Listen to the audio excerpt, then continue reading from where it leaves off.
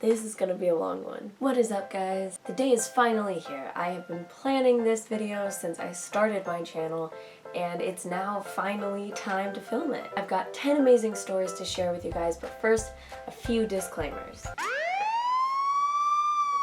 First of all, my reviews of these books are, of course, facts. These are cold, hard facts. I kid, of course. Everything I say today is an opinion. Reading, of course, is subjective. Even though I think I represent the average consumer of novels, I might like something that other people don't like and vice versa. Also, I believe it is very, very difficult for a book to be perfect. I think I've read maybe 1-2 books in my life that I feel are perfect books.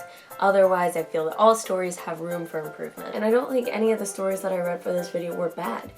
They all can be improved, and I believe that all of them could be published stories someday if they are improved upon enough. So please don't take offense at my constructive criticism. I really am trying to give you my honest opinion. Number 3, I am terrible at pronunciation. So if I mispronounce your name, your username, your book title, some weird sci-fi or fantasy term, I'm sorry, I just can't pronounce things. And number 4, I know this is a lot of disclaimers, but this video is going to be unscripted, which is new for me. I usually do tiny segments of videos that are unscripted, but I usually script the rest. In real life, I am terrible at talking. I stumble over my words, I say and I can't speak, okay? So that's why scripts are so great for me, but in the spirit of today, I'm going to be here we go into unscripted territory. Before we begin, let us take one moment to appreciate all the amazing people who put their stories out there. To give your story to someone, say, here, tell me what you honestly think about this. That is so hard, so hats off to you guys. Alright, without further ado, here we go. The first story of the day is Deep Cosmos 2 by Project Kyle. Now, I've known Project Kyle for a while. He is an amazing booktuber who sent me his book Deep Cosmos a long time ago, requesting that I read it. It was a really awesome read, and he's now sent me Deep Cosmos 2. So Deep Cosmos follows this guy named Nerd as he goes out into space and collects a crew and fights evil, but the first chapter of this story is set in a different place with a different perspective. So, as I will do with all of these, let's read the opening paragraph. I don't know how it happened, how things got so out of hand. I thought we were simply delivering another insane criminal to receive psychiatric help, but when my commanding officer ordered the prison doors to be opened, only then did I realize the nature of the mission we were now in. I think this is a great opener. It plunges us directly into the story. We know the stakes, we know that something's off, something's not right. And I'd say that was the number one thing I liked about the piece, was the suspense of it. For example, there's one line where the doctor in the piece, Dr. Sanders, says, "Come, let's take our patient to his ... room." And from that point, you know this patient is going somewhere to be locked away for a very long time, and it's not going to be pleasant. The second thing I liked was the descriptions, the way that the narrator of this scene described the characters. I thought it was really cool that he gave descriptions that were based on numbers, like he gave weights and heights. Usually I don't really like descriptions like that, but when you began to characterize this narrator more, you start to realize that he's very intellectual, he's military trained, so it makes sense that he would describe things in this manner. And the other thing I liked about this was the interesting structure. It's structured as a log, and then at the end, it gives an objective for the main character saying, will you complete this objective? And he accepts the request. Which I thought was a really cool structure. But of course there were some places for improvement. First of all, there were a lot of grammatical errors. I tried to get most of them, but I only did one read through, so I might not have gotten all of them. There were a lot of places where there was a period ending a sentence and then an incomplete sentence fragment, and if you just create a comma and then gave the sentence fragment combined with the other sentence, it would have been grammatically correct. The other thing was that the writing kind of sounded less mature. And I think there were several reasons for this. First of all, the small word choice. For example, if you were trying to say the word big, instead using gigantic, enormous, things like that would make the writing seem much more mature. Also, less exclamation points. I feel like sometimes people use exclamation points to give emphasis, but periods give really good emphasis as well. People really underestimate the power of a nice, period. So if you'd like to connect more with Project Kyle, you can find both his Twitter and his YouTube channel under the handle Planet Booktube. And if you'd like to buy his book, Deep Cosmos, you can do so on Amazon. You can buy the ebook there. So the second entry today is from my friend Danielle on Twitter, and if you'd like to follow her on any of her social media accounts, here they are. I would definitely suggest doing that. Danielle is also an amazing author-tuber, so please go subscribe to her on YouTube. She really deserves it. So her story is called Trial of a Goldfish Killer, and it follows a lifeguard as he does his job and then tries to rescue a man from a mermaid attack. So here's the thing, I love this story. So the first line of this book is, "The scrawny boy reveled in the attention of the tan girls in matching bikinis. They only wanted to know if he'd seen a mermaid, those devilish creatures that sing arias at night. Once he told them he had definitely seen one or two. The question that followed was always if he'd take them out to see the creatures. He always refused, which was followed by an apology. They'd leave him stood under the green umbrella of the same shave ice truck." I think this is an amazing opener. I would definitely keep it. It is a definite hook because we're like, mermaids in our world? This is crazy. I'm a huge fan of magical realism, which is where there's a normal day situation, but you throw a magical twist and element in it. I love it. Also, I thought the story was really well written. Your pacing was on point. Your action, the action shown when the mermaid attacks and the lifeguard's trying to save the man, it was all really well done. I was able to follow everything that was going on. I also love the characters and the way that you characterize them. I loved their personalities and their interactions. It was all amazing. Also, you had so many sentences, which is such a beautiful wording. Let me find one. "Splatters of blood flowed from his veins into the water. It looked as if an artist had splattered paint on an empty canvas, putting their blood, sweat, and tears into a tragedy. This time, a pair of arms pulled him out from death." So yeah, the wording is beautiful. I really love the story, but there are a few things that I feel can be improved, and I know that this is Danielle's 6th draft and that she's about to send it to publishers, but I do have a couple pointers. First of all, I feel that there are a few too many short sentences. Short sentences are great at creating impact, but when there are a lot of them together, it can feel kind of choppy. So I think that's an easy fix, just combining some of the shorter sentences, making longer, more flowy sentences, and then giving impact with those short ones would really drive home the point. The second is grammatical issues. There are some grammatical issues in here. I tried to point all of them out. So yeah, I mean, that's, once again, a simple fix. Third of all, Danielle let me know that she's thinking about changing this piece to where the mermaids aren't really a known fact of the world. People don't know that there's mermaids, and the man is really surprised to see one. But I think it's better the way it is right now. I think it's really cool that it's our world, but there are mermaids, and it's just an accepted fact that mermaids exist. Feel free to change it, I wouldn't. So the third entry is Night of the Living Exes by Dimetri Wittaker. You can find him on Twitter at Dimetri Wittaker, and by the time this video is coming out, he says the ebook of this story will most likely be out, which I kind of feel bad about saying that I think it needs improvements because he is publishing it, but at the same time, as I said, I don't even think most published things are of publishing quality. Still, if you hear my summary of this and you think that you'd be interested in it, go buy it on ebook or Amazon. So I won't be reading the first paragraph of this one because it does contain a little bit of explicit material. It's not too bad, but I did promise for the video none of that, so we're not going to read that. Alright, so there were some super strong points of this story. I loved the idea of it, a guy that gets haunted by all of his exes, which is just, who are in zombie form. It's really fun. And I thought the humor in this piece really showed from the start. Everything was just really funny, the characters were funny, the way the narrator described a lot of situations, he just had this really sarcastic attitude, which I loved. For example, this is one of the lines. I just know that he calls his bachelor bike BB, which is his motorcycle basically. His motorcycle was one of the few things that Derek could admit out loud that he loved, and for good reason. BB had seen him through many troubles without ever complaining, and Derek appreciated that. Another thing I loved about the story was the characterization of the characters. You did a really good job of giving us just enough detail to get to know the characters from the start without describing every single thing about them, their eye color, their hair color, what they ate for breakfast. Like, you didn't do any of that. You cut straight to what we needed to know about the person in order to understand the scene, which I thought was really well done and really concise and clear. There were several things that I felt needed some fixing. First of all, there were a lot of grammatical issues, and I think that a lot of it can be overlooked, but for some of these, I feel like you do need an editor of some sort. I tried to point out as many of them as I could, but once again, one read through, I can't always catch everything. There were also, in my opinion, some issues with the pacing.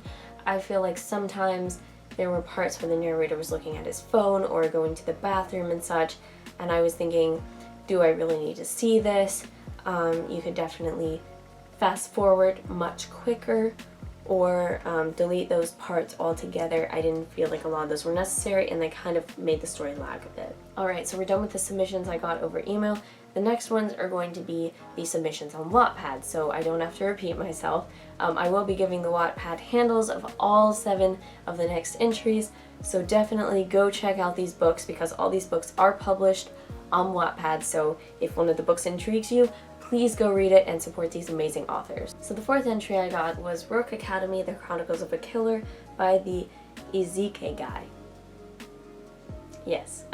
So let's read the first paragraph, shall we? I run as hard as I can, clutching to my friend's hand as I practically drag her along behind me. Her breaths are as heavy as mine as we flee through the city's dark, unseen cobblestone streets, past the ornate fountain in the city center. There is a heavy charging of footsteps, so I quickly tug on her hand and pull her with me down an alleyway just off the main street before approaching members of the city guard can see us.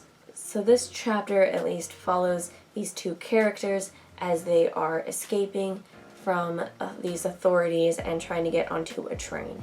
And I thought this was an amazing idea for a hook. That was the first thing that I really loved about this, was the hook. I was immediately in. I was like, what are these people doing?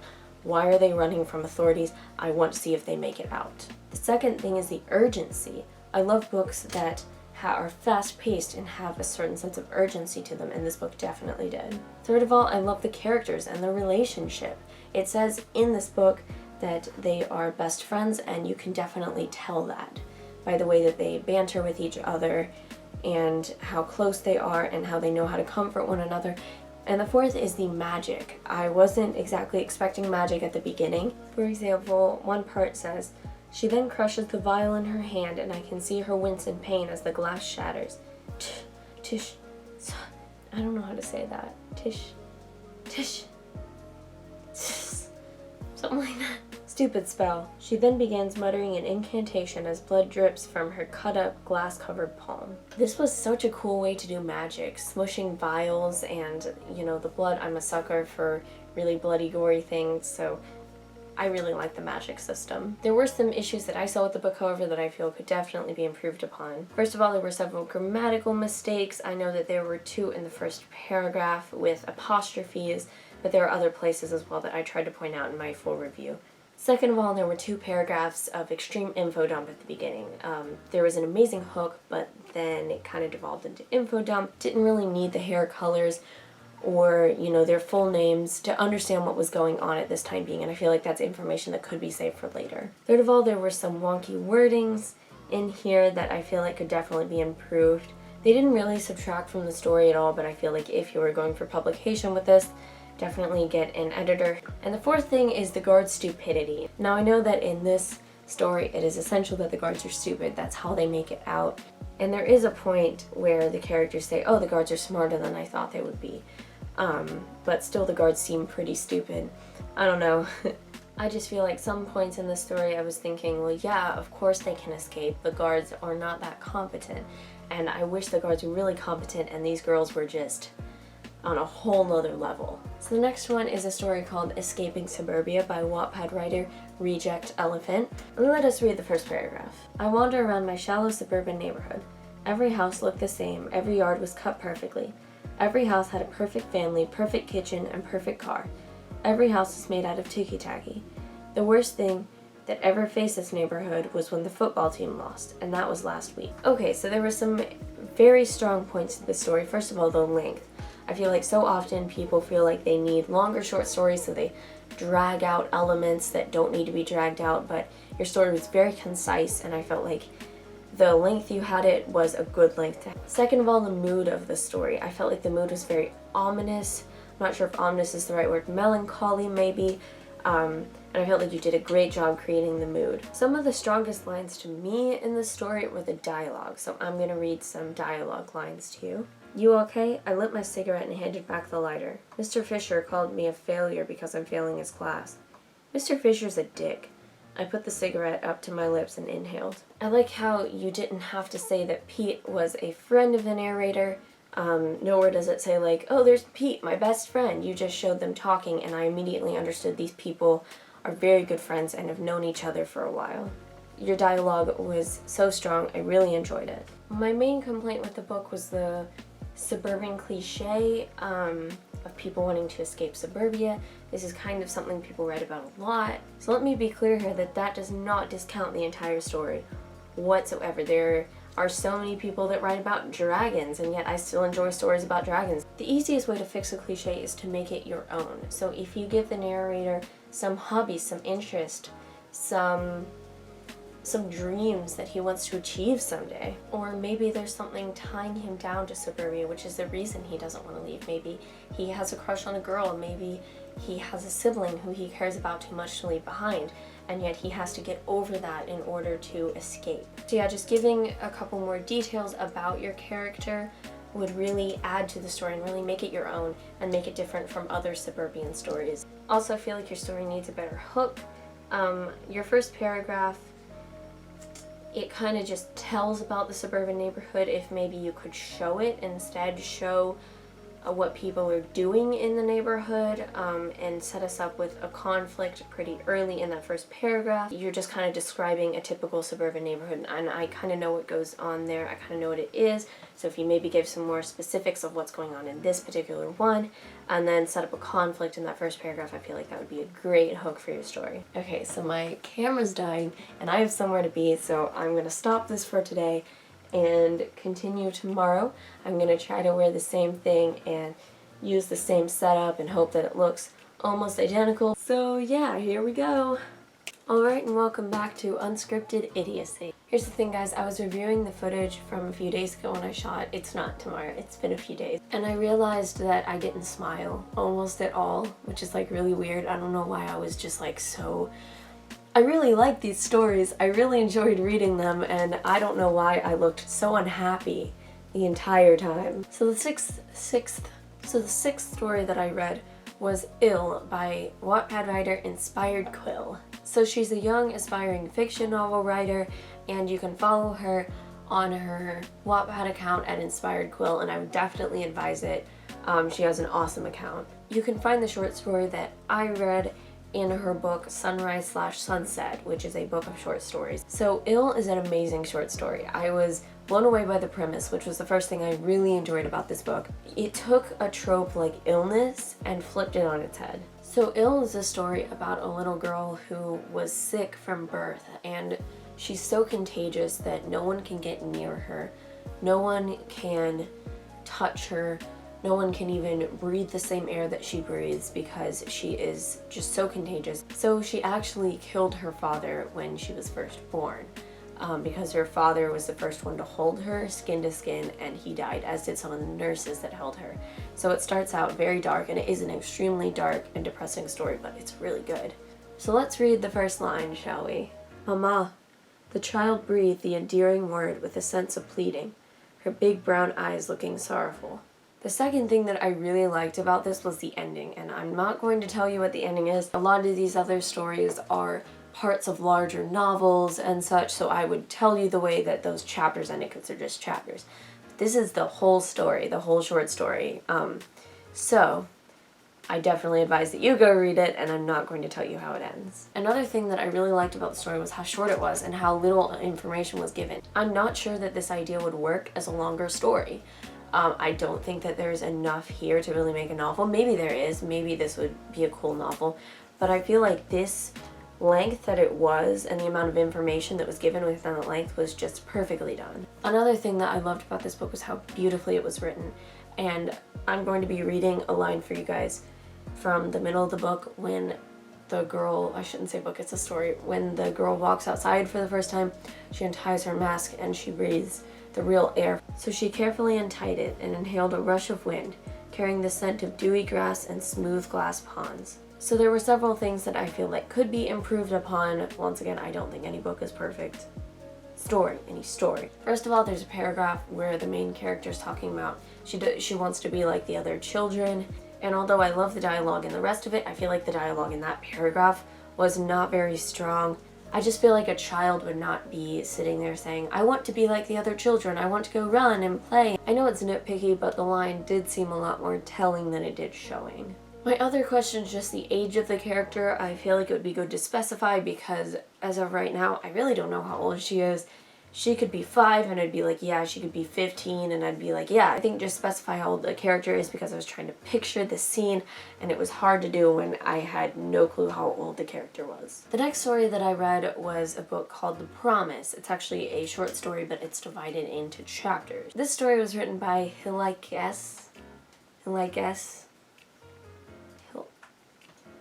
Yeah, that says Hilikes. And you can definitely and should go support this writer on Wattpad and read this story. So the book's divided into 6 chapters, but I read all the chapters because altogether it's still under the word limit. It's still pretty short for a short story. So let's read the first paragraph.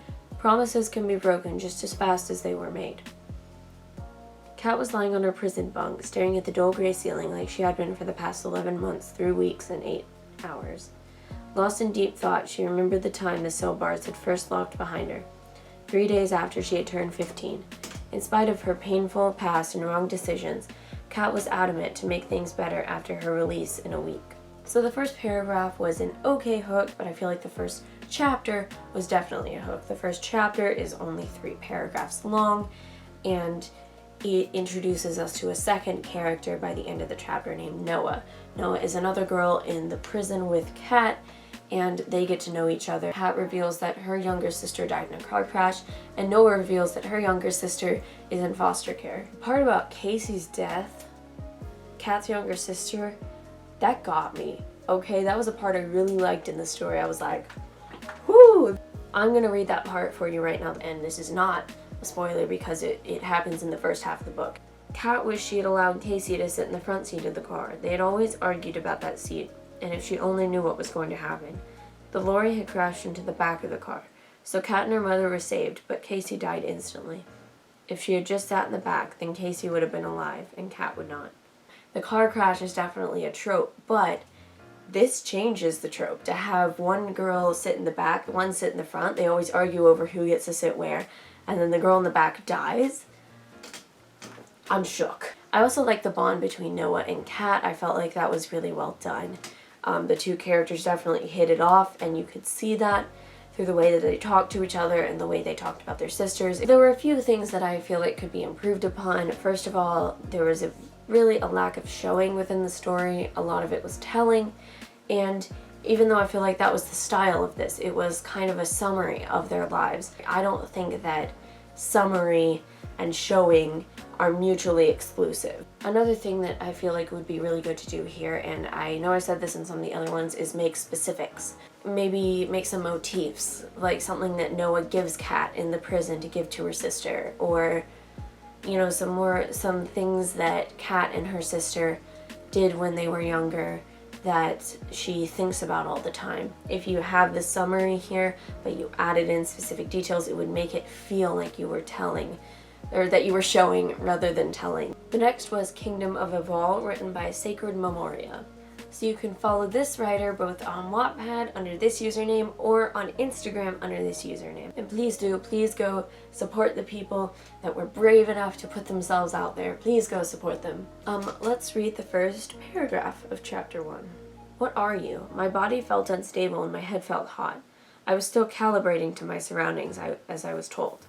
The floating persona that appeared in front of me called themselves a goddess. The answer didn't make any sense to me. It simply wasn't possible. But here I was in another world. Why am I here? My head was clearing up, filling my brain with too many questions to ask her. Who am I? That was the ultimate question in my mind, and she deemed that acceptable to answer. You are without name or purpose. You are a creation I brought to life with my dying breath. The last hope of a dying world. Somehow it made perfect sense to me. What do I do now?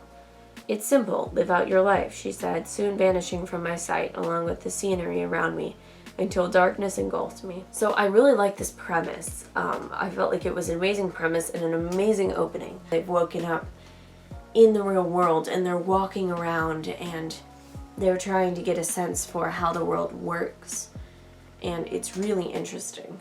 Even though I feel like the whole story was a good first chapter, the opening of the first chapter was just incredible. I absolutely love the way that you described the main character's confusion in waking up in the world. It felt very real. One of my favorite lines where you characterized the main character when he was waking up was this one. I felt color return to the world, my personality filling up brightly and nearly overflowing.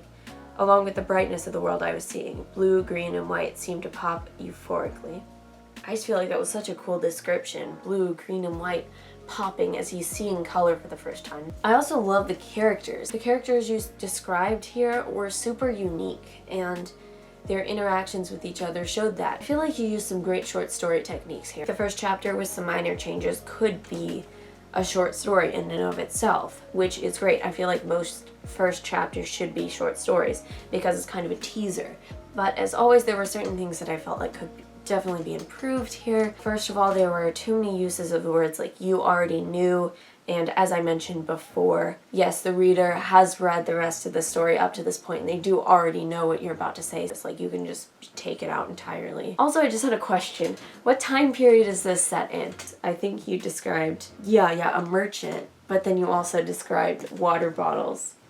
So I was like, what? I feel like this is a fantasy world that is in some way a mix of different time periods, which is fine. I don't know, maybe you explain it in the next chapter and I should just read on, but I was confused. I want to know what the water bottles were about. I need answers. I feel like the action was a little bit jumpy. For example, you mentioned a boy getting mugged and then you immediately jump to a few minutes later when they've already escaped the muggers. And honestly, maybe it's the fact that I just love action, but I want to see him kicking some ass up in here. And my last critique is just there were a lot of adverbs, so watch your adverb use. I say that all the time. I have serious issues with using too many adverbs, so let's move on to my 9th review, which is of The Children of Erebus by Alien Phantom 46 on Wattpad. So yes, go support this writer on Wattpad. Definitely read this story because it was amazing. So let us read the first line. Why don't you sing with me, brother? 'Cause you're gone. Boom! Hook! You got me. This part is not explained in the rest of the chapter, and I'm gonna have to keep reading the book because it's good and because I want to know. First of all, I love the characterizations of the people. They were just so funny. I knew who everyone was, and I had pictures in my head, which was excellent doing on your part. I'm just gonna read my favorite snarky part of this book real fast. Her long black hair braided down her back, strands of it escaping into her face as she brushed them away. I suppose she was beautiful, her features soft and delicate, pixie-like. Too bad she didn't have a personality to go with it. Boom, roasted. I also love the way you describe their clothing.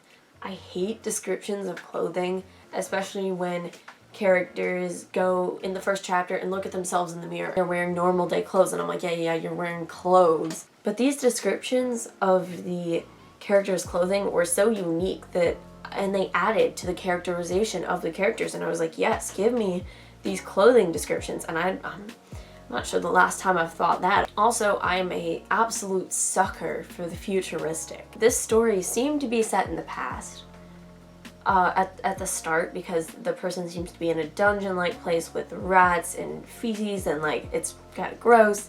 But it turns out to be set in the future. I was so excited when it turned out to be in the future. I'm like, hell yes, a kingdom in the future. Sign me up. I don't know if the fake out was intentional, but it added a lot. There were only a few things that I feel could be improved in this story. First of all, there were a couple of cliche lines. You described the king as having a whiskered chin, or the main character as standing defiantly. There were little lines like that I feel like I've read before, and I know those were nitpicky, definitely nitpicky, but I loved the rest of the story and the writing was just fantastic. I'm going to read you a line of the writing that I really enjoyed. And it's gross, so be warned. I inwardly cringed as several rodents climbed up my chained body, their tiny claws on my naked skin, and bit at my back. I growled deep in my throat and threw them off me, hissing, when the burning chains holding me in place gnawed at my exposed flesh and blisters. Also, at the end of the chapter, the characters play chess. I know that it's nice to have some sort of action going on as the two characters having a long conversation. I get that. I feel like chess is maybe not the thing to choose for that because so many people do use chess in their stories. And also, I was just trying to focus on both the conversation and the chess game because I was like, what's happening in the chess game? And it got a little confusing, at least for me. Maybe it's just because I'm stupid. Also, there were several times where you said checkmate and then kept going. And I don't know if you were referring to the conversation, like one of them gained power over the conversation and it was like checkmate. But I don't think so. I think it was referring to the game, and I feel like when checkmate happens, that's the end of the game. I don't know if I'm stupid or... But I don't feel like that's how you play chess. And the last story for today, I know this is a very long video, but we're getting to the end, is called Deja Vu. So this story was written by ChronaLilly on Wattpad, and you should definitely go follow her. I'm assuming it's a her because the name is Lily. I shouldn't assume. So yes, go read this story on Wattpad, and I'm going to give you a little taste of the story right now. Let's read the first paragraph. My brother is gone. Boom.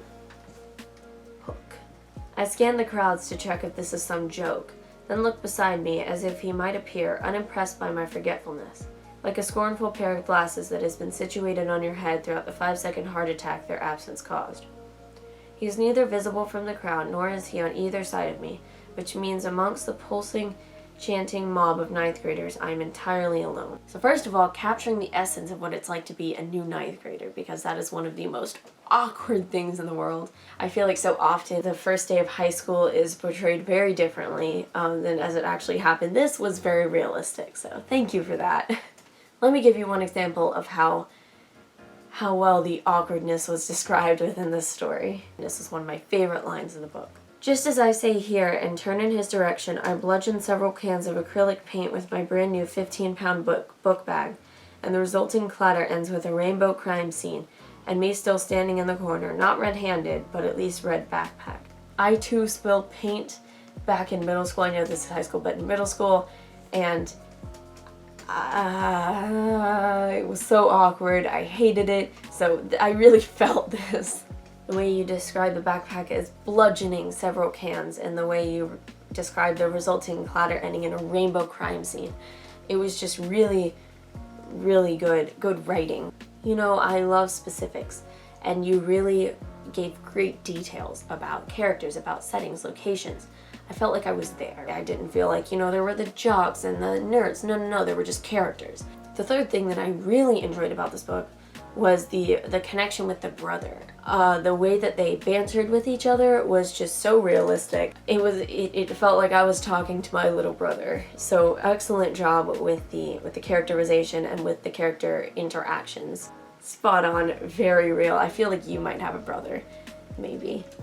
Some of the improvements I feel like that could be made. First of all, I feel like you had a lot of run-on and long sentences. That is a style, long sentences, like John Green uses a lot of long sentences, but here I feel like the sentences weren't exactly long, they were run-on, and that means that they're kind of grammatically incorrect. Cutting some of the sentences in half, shortening them down, I feel like that would really improve this. And also your pacing, I feel like the pacing was mildly off because you describe the whole school day, you describe every single class the character went to. It's like, yes, we're in another class, and another class. I just felt like maybe cutting some of those classes out entirely in the first chapter and then bringing us into those classrooms later in the book would change the pacing. But once again, amazing story. What a great one to end on because this was really cool. I really enjoyed reading this one. So there you have it. That's my first reviewing your story. The actual footage of this is about, I think, 2 to 2.5 hours long. So it's going to be fun to cut it down, see if we can get it into a shorter video. I think this is going to be a rather long video, so I'm sorry about that, but I hope you guys enjoyed it, and please go read all of these. We're all writers here. I'm a writer. People that send in submissions are clearly writers. I feel like most of the viewers of this video are going to be writers, so feel free to connect with each other. There are so many writers in this world, so many amazing writers that need to be appreciated, and there's so many writers who I want to be friends with. Also, if you are watching this and you have not yet submitted your story and you would like it submitted, I'm going to be reviewing more stories in part 2, which will come out, I forgot when. This is my video planning book. Say hi, everyone. So the next Reviewing Your Stories Volume 2 is going to come out on October 9th. That's the release date. Don't think about that. The truth is, I need your submissions by September 1st. I would highly encourage you to submit. I know today I might have sounded a little harsh on these, but seriously, that's just because I had to give my honest review, but still, please send in your submissions. I want to read them. If you've already sent one in, feel free to send again. I will give priority, of course, to new people and to any author tubers who want to make a similar video. I would love to submit to your video. I feel like if you give out feedback, you need to be able to take it. So if anyone wants to review my story, if anyone wants to do a review video similar to this, I would highly encourage you to do that. I have a first chapter ready to send, tear it to pieces. And that is it for today. Once again, check out all the links below if you'd like to learn more about these authors, these amazing authors. And until next time, may the gods of plot be ever on your side. Shit. I gotta... Bye, guys.